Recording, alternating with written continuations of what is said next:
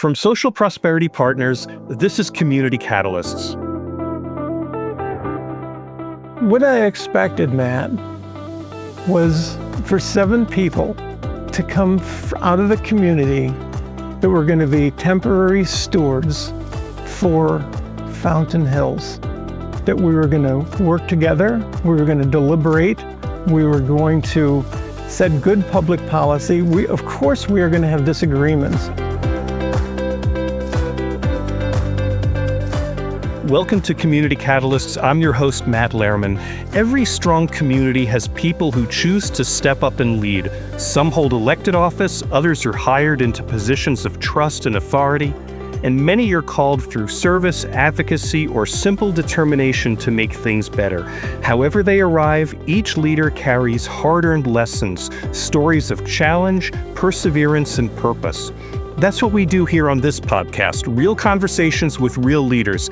By sharing their journeys, the missteps, as well as the breakthroughs, we gain insight into what it takes to guide communities with integrity, resilience, and heart. Today, we're returning to Fountain Hills, Arizona, where in recent years, local leadership has been tested in what one former guest on this podcast described as, and I'm quoting, the splash zone of anger and incivility. This is a town where divisive national-style politics have hit with full force, where outside money, disinformation, and intimidation have replaced neighborly disagreement with open hostility. We heard stories of referendum fights, anonymous attack ads, and yard signs warning that, quote, liberals ruin neighborhoods. Now, the very forces that fueled and displayed such anger and vitriol are the ones in charge, and that raises a question that reaches far beyond Fountain Hills. How does anyone actually govern from that foundation? My guest today is Councilmember Brenda Kalivianakis, who was elected in 2022 as part of that conservative majority on the Fountain Hills Town Council. A former prosecutor, defense attorney, and business owner, she also serves in the U.S. Coast Guard Auxiliary, bringing a range of experience to public service. In this conversation, I'm especially looking forward to exploring what it takes to govern from a conservative standpoint in such an uncompromising and often brutal political environment, and what Councilmember Kalivianakis has learned about navigating hard decisions and harder relationships in pursuit of what's best for her community. Councilmember Brenda Kalivianakis, welcome to Community Catalysts. Well, thank you, Matt. It's a pleasure to be here. Well, it's a pleasure to be here. We should say we're actually here in person together in Fountain Hills on an incredibly beautiful, cloudy, rainy day. It's unusual for the desert Southwest. Oh, I know, but it almost looks like the Midwest these days because it's been raining for 2 weeks and it's green and beautiful and lush. It's a spectacular time to be here. And Fountain Hills is always one of the most beautiful communities in the Valley of the Sun. Oh, absolutely. Yeah. So let's talk about how you came to office. I want to ask you, what made you run for office for the city council in Fountain Hills in the first place? What was happening in your life, in your community? What made that the thing to do? Well, yeah, once again, I appreciate the chance to talk about my journey on your show. I've been a precinct committeeman, actually for the Republican Party, for a number of years, for probably 8 years. I became a statewide committeeman following that. And so most of the politics that I was involved in was more statewide and national in scope. When I was approached by the local Republican Party, they liked my resume, which you graciously just told your viewers, and they said that would be a good match to serve in the town council. And so I went from more state and national politics to local politics, and I did run for the office, in part because of a political action committee called Reclaim Our Town, which I think you know about them, and was the top vote getter and earned my seat on the town council. At that time, coming from more of a national and state political scene, I viewed politics is very partisan, and I was very partisan at that time when I won my seat. The thing is cities and towns, they are nonpartisan elections, And I didn't appreciate that at the time. I almost thought, why can't I put an R on my sign? Because, this is a Republican town and run as a Republican. As I served for 3 years now, I realized the genius of having nonpartisan elections, because the things that we deal with as mayors and council members are really not that controversial in nature. We deal with fire, we deal with police, we deal with the budget, we deal with good community services. And so that's our bailiwick. And so I think a lot of people get elected from the party and they continue with the partisanship, and particularly lately. And I don't think it bodes well for local governance. So I'm curious to ask you about this. You were recruited because you were a Republican and because you had conservative credentials. Am I getting that? That's correct. Yes. And of course, it is officially a nonpartisan race, but you were part of a block of people who came as a conservative movement to city council. Is that fair? That's very fair. So can you explain to me, what did it mean at that time to be approaching city council governance from a conservative standpoint? What is the definition of conservative in that context? Well, in that context, when it comes to cities and towns, again, it's lower taxes, even though we don't have a primary property tax, but it would be for less regulations. It would be for less government intrusion in people's lives. Just the basic founding principles of conservative government. Of course, when you tax people and raise money, you can also provide a lot of benefits. And so that's always the tricky point, is raising taxes, providing benefits. Well, somebody's has to pay for those benefits. And that's hardworking taxpayers. And so there's a give and take test of what services are critical, but you don't want to overtax the people at the same time. So going back to the campaign of 2022, was the sense that Fountain Hills was spending too much, that the tax rate was too high, that there were luxuries that were being taken in governance that a conservative bloc needed to rein back? Well, that's a good question, because, again, the Reclaim Our Town PAC wanted to get the conservative governance back here. And we did have, at that time, was a Democratic mayor named Jenny Dickey. Former guest on the podcast. Former guest on the podcast, and a friend of mine. And they didn't like Jenny Dickey. And this goes all the way back to the 2018 election, when Jenny ran against another conservative council member, and the Reclaim Our Town PAC actually chose Jenny over the more conservative candidate because they liked what she had to say. And so they did back Jenny at that election. At that time, after she earned her seat, they were disappointed in the direction that they thought she was taking the town. To me, as I look back at it, she just kind of called balls and strikes. She was pretty good, but they painted her as with a narrative that she was just a Washington, D.C. liberal that was trying to indoctrinate our town. And I thought that was unfortunate. And so their disappointment with Jenny created the Reclaim Our Town, which was, I think, kind of reclaim it from Jenny, because she disappointed the people in Reclaim Our Town.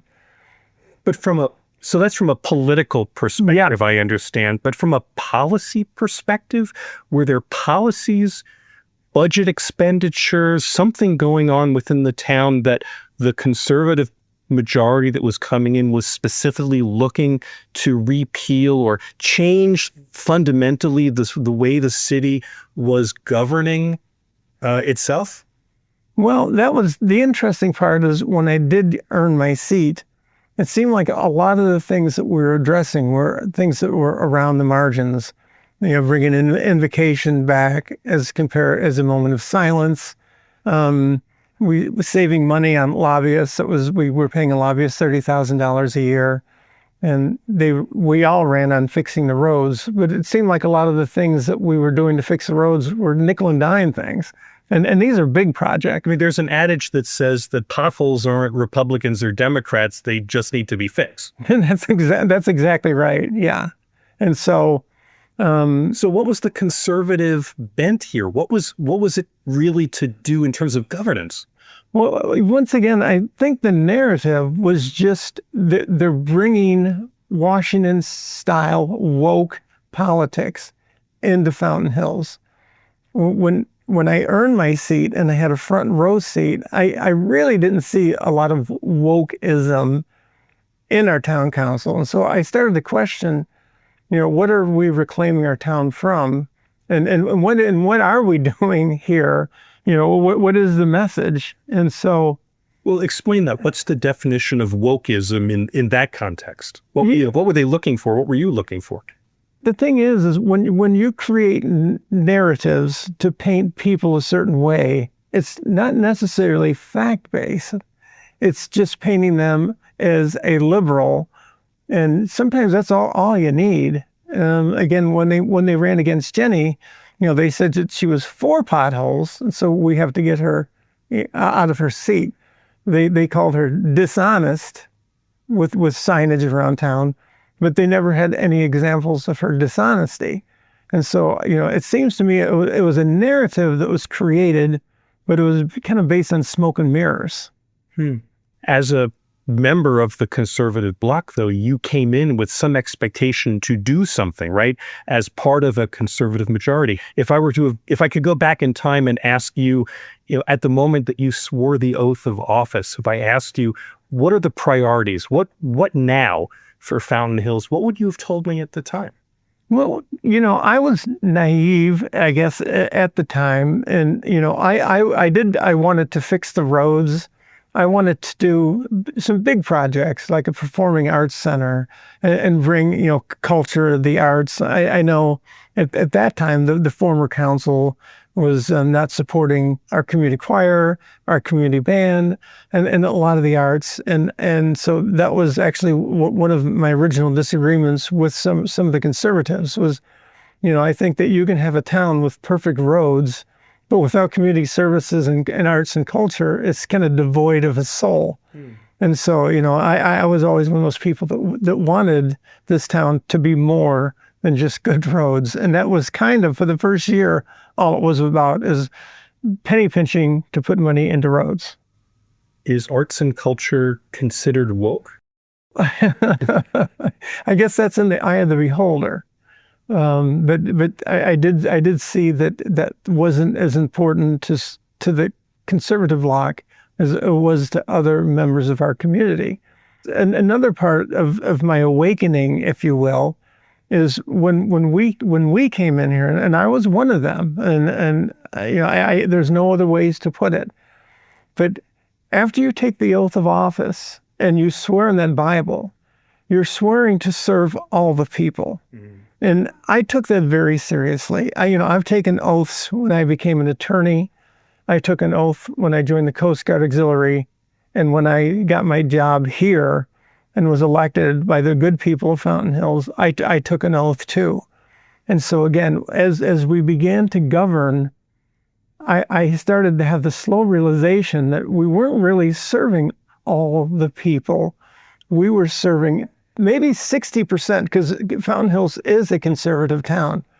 But there are another 40% that we all swore to serve. And I felt like, as you read the letters to the editor, as you read the call to the public, that there were a lot of people that just felt like they weren't being served by their government. And there's nothing more frustrating than living in a town, a country, that, you're a second-class citizen. You're not being served. And so as I made my pivot to the center, I did have a lot of people that thanked me for thanks for looking out for all of us. And that was very important to me, and it continues to be important to me. And, I want to serve all the people. I want to serve the people that are the most conservative, and I want to serve the people that are the most liberal. Generally, on the extremes, though, it's hard to make them happy. And so the best thing I think you could do as a public official is try to get that 80% of the people that they don't want the acrimony They don't want the anger. They don't want those type of things that kind of ruin that community spirit that we're all looking for and that we all moved here to get. Once again, people have described this town as Mayberry. I didn't really like that. Mayberry, it's kind of antiquated. But, we do have a town, and we did have a town that people hold open doors for other people, that people don't fight over parking space at the Safeway store. People are courteous and nice and respectful. And again, with that last election, the election of 2022, it definitely took a turn on social media, X, Facebook, where it got kind of ugly and people started arguing about things that to me, I think are unimportant, particularly nationwide things. We live in a beautiful town. We all moved here to get away from acrimony, high taxes, high regulations, and corruption. I moved here from Chicago. I saw the corruption as a business owner and an attorney firsthand, and it sickened me. And so we came here for a reason. And so why turn this into where we came from? There's something really fascinating embedded in what you just said. The idea that you have to tell me if I'm misstating this somehow, that a conservative bloc comes in with the expectation that somehow they know best, and that they're not interested, as you said, in the civility of dialogue and compromise and inclusivity of a lot of different perspectives. It's, no, we know best. We are towing the line. This is it. And I wonder if that's the political division now. If it's not Republican, Democrat, it's not liberal, conservative. It's simply the we know best versus the we need to involve more people in dialogue here. Is that a fair distinction to make? Well, the difference that makes a difference, and where I would disagree with that statement, is it's the use of the word conservative. It's not conservative people going into an office. It could be liberal people going into a town. Do you understand what I mean? This is not a left-right issue. This is a people issue. And so it could be 5 leftists that if they aren't nonpartisan, but they're partisan, they look to the national, they look to the state, and then they want to run this town liberally, which they could do. That's bad because it's partisan. So it's not a conservative liberal. It's when you get that majority, can you be disciplined enough not to take the party dogma and the partisanship of what's out there, in the world, and can you apply nonpartisanship reasonableness, whether you're on the left or the right, to guide this town and be a temporary steward for the 2 or the 4, or if you get elected, the 16 years. But you really have to leave the party dogma out of local government. If you don't, it doesn't work. You just used my favorite word in the whole discussion of civility. You used the word reasonable. And it's like, is that what you're saying? That whether you come from the far left or the far right, when you're elected to office and you take that oath, that your fundamental job is to be reasonable and to sit with other people who bring different life experience and different knowledge and different values and aspirations, and reason together what's in the best interest of our community. Absolutely. And I'll give your listenership an assignment. Okay. Yeah, please. Go to Google and Google, what are the responsibilities of a town council? What are the responsibilities of a city council? It's boring, okay? It's not supposed to be glorious. And so what I'm saying is when people come here and they want to talk about immigration, when they talk about DEI, when they talk about woke, when they talk about all these national issues, okay, that's not what we've been tasked with. We've been taxed with, if somebody steals your kid's bike from your garage, that a police officer is going to show up. if your house catches on fire or there's a rattlesnake in your garage, like what happened to me a couple weeks ago. Oh, my. The fire department comes. They have good roads, good streets, safe intersections. With us, the lake liner is going to be an issue. Do we have enough money to fix the lake liner so Fountain Hills has its fountain? This is what I mean about making government boring again. It's not supposed to be the exciting experience of a state senator or a national congressman or the president of the United States. If people would just understand their role as being good stewards of the town, like they would be of their own family, that's how the local government works. I want to ask you more questions about the journey, but we should probably fast forward to the present day, because it's now, more than 2.5 years later. Yeah. And you have been through a journey, and you just said that you find yourself more in the political center now. So let me ask you just to summarize kind of the end of the story, which is, where are you now politically? How do you think about the proper political role in the local governance of Fountain Hills? That's a really good question. And I think for everybody that serves as mayors, council members of cities and towns all over the country, they should drop the national politics. They should drop the drama of the fight that our national senators, congressmen, presidents, whether it be Donald Trump, Barack Obama, and the whole laundry list that came before them. We have there's 7 people in this town that have a responsibility to serve all the people. We are the ones that set the direction. We set the budget. We set the priorities. We get input from the people. And I always take that input very seriously. Matter of fact, I've always told people I'm not going to make up my mind on any given vote until I've heard the last call to the public and see what everybody thinks about it, because nobody should be left behind. And so after we do that, then there are 7 people that are going to make a vote. And so if you're going to be responsible for a town of 25,000 people, like in Fountain Hills, 288,000 people, like in Scottsdale, or millions of people in New York and Los Angeles, your job should be to serve the people that elected you and not be a stepping stone for the career path that maybe you do want to follow. And that is what unfortunately has permeated a lot of cities, councils, and town councils in the country, as they look at this as a stepping stone for another position.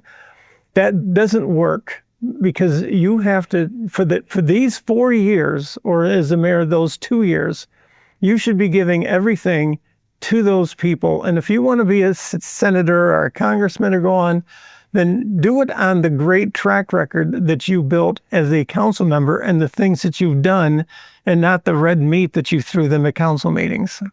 Brenda, because we're in our home state of Arizona, I happen to know by heart the oath of office that you would have sworn as a council member. And the key words are that you swear to be faithful, impartial, and do the job to the best of your ability.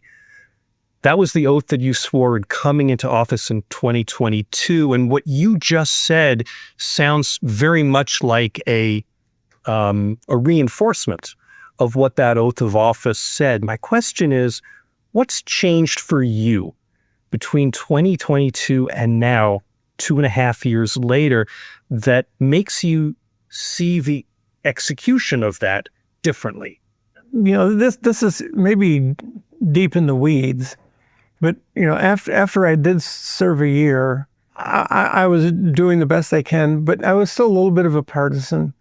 But some of the people in our town said, well, Brenda's going wobbly on her conservative core principles, which to me is just, where to spend the money, how to do the budget, zoning issues. And that was one of the things that came up, was a zoning issue on a project. And they didn't know which way I was going to vote on that, but they didn't want the high density housing because they thought that it was going to bring a poor element to our town. And, to me, we do need housing, A lot of the commercial spaces, given the Amazon effect, is, they're raising all the shopping malls, and there is a need for housing.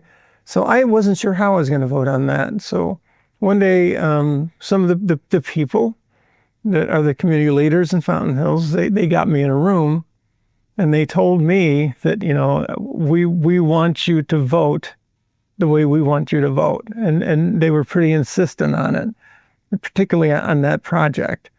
And they put it pretty clear to me, and these are pretty important people, and people that you'd recognize their name, that either I toe the line, or they're going to torpedo my political career, and they're going to make my life uncomfortable. To be clear, these are powers that be in the community, people of means and influence, who are telling a elected council member, this is how you need to vote. That's exactly what happened. And unfortunately, I think I'm one of many council members, senators, congressmen, state reps, state senators that people have had that talk to. To me, that's third world. It's not conducive to a democratic democracy to try to tell people this is what you're going to do otherwise. And so it kind of broke my heart to have to go through that. But at that point, that's when I just said, to heck with the political parties. It's just about serving the people, because those people, they have their own agenda. Are you saying that you were upon reflection, that you were recruited to run for office because you had conservative credentials, but ostensibly because the powers that be thought that you would be a rubber stamp or a patsy for whatever you were told was what the party wanted?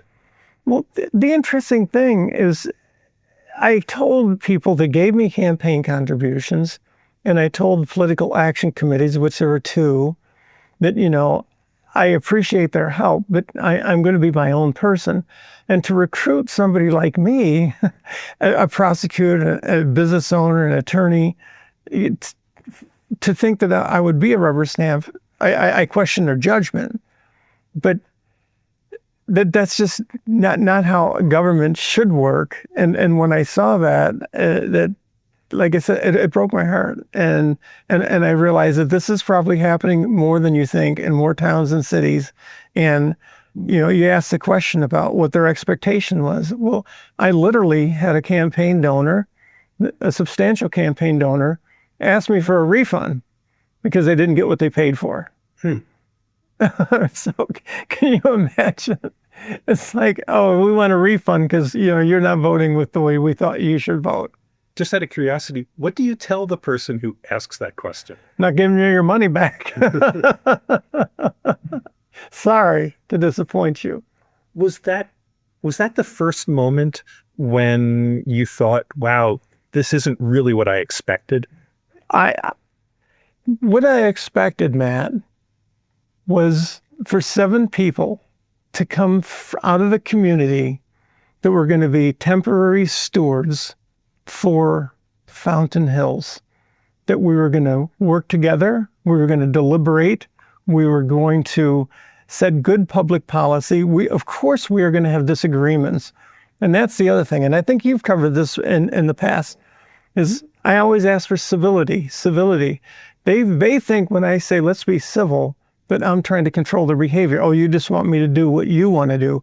No, civility doesn't mean that. Civility just means respecting each other, respecting our differences, and having a conversation, even though we disagree, to come up with the best policy for the town. And that should be a deliberative process. So I guess the biggest disappointment of my job is the lack of a deliberative process. And that's what hyperpartisanship in politics does. You don't deliberate anymore. You go back to the party dogma. You go back to the party doctrine. And that is unfortunate. I went back and listened to Mayor Dickey's interview with me from earlier this year, and she said when national tactics land in a small town, the goal isn't policy, it's chaos. And I wonder if, upon reflection, if you think there is some truth to that, or do you think maybe she's overstated it, given the experience here in Fountain Hills? No, I think she's spot on. And it is chaos because, once again, you're not deliberating the best path forward for your town. You are just doing what, maybe the state party, the national party, tells you to do. And this is another thing. I've made such a point out of this. I do have an impressive background, but I'm just one of 7 people. And I don't have any experience in municipal governance. So I'm just like a baby, okay? When you get this job, you do take your life's experiences, but it could be your experience as a lawyer, as a doctor. Once I made the mistake to say that all of us here are just farmers and butchers, and we come from all walks of life, and we serve our town without any special expertise other than what our positions were before, and I got crucified for that. Like everybody that gets elected is some kind of a Politburo genius, and we know what's best for people. Well, people know what's best for people, and that's why it's our job to listen. But we do come from all walks of life, and to me, I look at the job of an elected official as being a check on the bureaucracy of the system, which is our town manager, our town attorney, our staffs, which deal with the budgets and these. But what we do is we get 7 people from outside as the common sense check, and you have to run all this stuff by the average citizens. That's what democracy is about. It's the inflection of the people. Okay, we are the people's representatives. We're 7 people that are here as a check on corruption. We make sure they're spending the money right. We make sure they're getting several bids on projects. That's our job. But our job is not the expertise to tell developmental services or public works how to fill potholes. Okay, we pay them a lot of money to do that, but we just want to make sure that they're spending the money wisely. I'm always interested in asking how one's lived experience compares to the theory. And so I just have to ask, as you've taken positions that have not aligned with what a conservative majority would have expected you, or as certain stakeholders in the community might have directed you to do, have you found that your place in the community has been respected because you bring an independent judgment and you bring an integrity and you bring a let's all get together and be reasonable together? Or have you found that you've also been vilified in any way similar to what former Mayor Dickey experienced? I'd say the latter. There's a lot of chit-chat, again, on social media and this and that. And I've literally had people come up to me and say, I hate you, Brenda. You're the worst thing that's happened to this town. And I say, well, what did I do that makes you come to that conclusion? What vote did I take? They don't know. It was just something they've read on social media. It's unfortunate because everybody acts like they're independent-minded. But unfortunately, there is a certain follow the leader mentality, particularly in social media, that, you put something out there and, so somebody put out the other day, one of our restaurants was filthy because they got fired. Then there's 100 people saying, that's a horrible restaurant, It's like, you don't condemn a restaurant because one person on Facebook was not happy.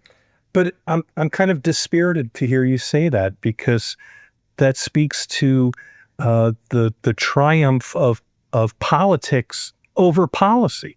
And is that where we are in Fountain Hills today? That the politics, the optics of it, the ability to back your opponent into a corner, that somehow that's the whole game, and that it doesn't really matter what you stand for policy-wise? Well, maybe I do seem like the harbinger of bad news, but there is a pendulum swing, and there's people will all of a sudden come to the realization that this isn't the way to live our lives. This isn't the way to comport ourselves. And, I hate to say it, but, the concept of shame is not popular these days. But when people do shameful things, maybe they need to be called out. Because people of good conscience have got to call out bad behavior. And it seems like in this society, not just Fountain Hills, they just don't want to get involved. So I think that people will want to have a turnaround and come together. And it's just we're going to have to go through the bad days in order to get to the better days. Last question for you. The people who listen to this podcast are people who hold office and maybe some people who aspire to hold office or serve their community in some official way. If you were going to give advice to people who were thinking of running or who were hoping to rise in leadership in their own communities, what would you tell them? Yeah, I would just tell them, get a thick skin. Okay, that'd be the first thing. But do it for the right reasons, which I'm sure most people, when they get into it, do, and just keep your eyes fixed on the reasons that you got into it to begin with, because everybody, I think, when they want to go to aspire to higher office, they want to do it for the right reason, but then all of a sudden, the money and the power people, they have their talks with you. And that's why I think some of the people get led astray, because, hey, we'll make it easy on you, we'll get you some money and this and that. But always realize that it comes with the price tag. Everything comes with the price tag. And so your message should be, stay true to yourself. Don't think that help from big money players and for political action committees they're doing it for good reasons. And this isn't an insult to even our local political action committees and anything. It's just the nature of the game. They want something from you as an elected leader. And so always just bear that in mind. Do it on your own, make your own breaks, do your own work. That's the allure of aligning with big money and PACs, is the price tag is they want your bidding. The upside for the candidate is it makes it a heck of a lot easier to win your seat. So there's no shortcuts. Win your seat with hard work. Wear out a couple pairs of shoes, knocking on doors. Get people to believe in you. Have a good message, and always remember that if they like your message, you just tell them, I need your help. Councilmember Brenda Kalivianakis, thank you for visiting with me.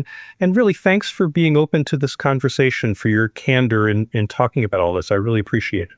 Well, I hope that people that do listen to this benefit from my experience, which has been hard-earned, and become better candidates and officials, because our towns and our cities are worth it. I couldn't agree more. Thank you again very much. Thank you. Thank you again to Councilmember Brenda Kalivianakis from Fountain Hills for being open to this conversation. Listening to Brenda, I'm grateful for the candor of her reflections and appreciative of her willingness to share the learning journey that she's been on, and it's one that in many ways we're all still on. Her story reminds us that leadership isn't a finished skill set. It's a process of continual discovery about people, about community, and about ourselves. That brings me to this week's Candid Conversation. What's your experience about how people's positions can evolve once they've faced the realities of governing? Does your experience match the idea that growth, not loyalty, is often what integrity looks like in public service? Whatever your takeaway, I'd love to hear it. Call 602-688-2724 and share a brief reflection, just a few sentences, about what you learned or what you're thinking. Your response may be featured in a future episode. And while you're at it, if you'd be open to sharing the stories and lessons of your own journey to leadership, click the podcast guest link in the show notes. Your hard-earned insights might be exactly what another community leader needs to hear right now. Community Catalysts is edited by Nick, Living the Dream Tentillo. Our executive producer is John Little. I'm Matt Lehrman of Social Prosperity Partners. Thanks for listening. We'll be back soon with another Community Catalyst.